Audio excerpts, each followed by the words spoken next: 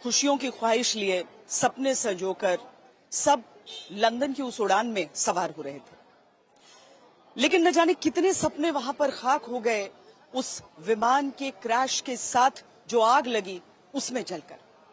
इन्हीं में एक थी पटना की रहने वाली मनीषा। आज उनके अपने शहर में, उनके स्कूल में सब उनको याद करके फूट फूट कर रो रहे हैं।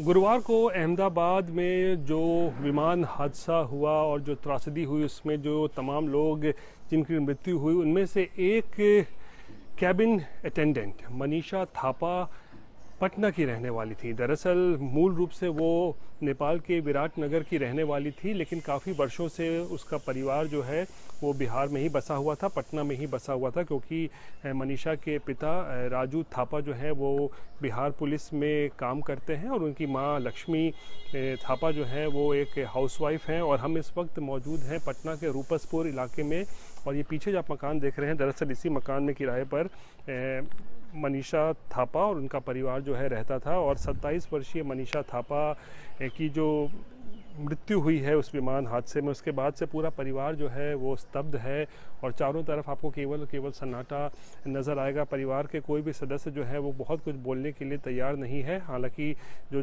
जानकारी मिली है परिजनों से वो ये कि मनीषा के पिता और उनकी माताजी और जो छोटा भाई है अमित, तमाम लोग जो हैं वो इस वक्त अहमदाबाद गए हुए हैं। वहाँ पर जब डीएनए से मैच हो जाएगा तो फिर बॉडी को लेने के लिए जो है तमाम लोग इस वक्त अहमदाबाद में ही मौजूद हैं। लेकिन जो जानकारी मिल रही है कि 27 वर्षीय मनीषा थापा दरअसल पटना में ही उसने पढ़ाई की थी। सेंट जेवियर्स कॉलेज से उसने बिजनेस इकोनॉमिक्स में ग्रेजुएशन किया था 2014 से 2017 के बीच में।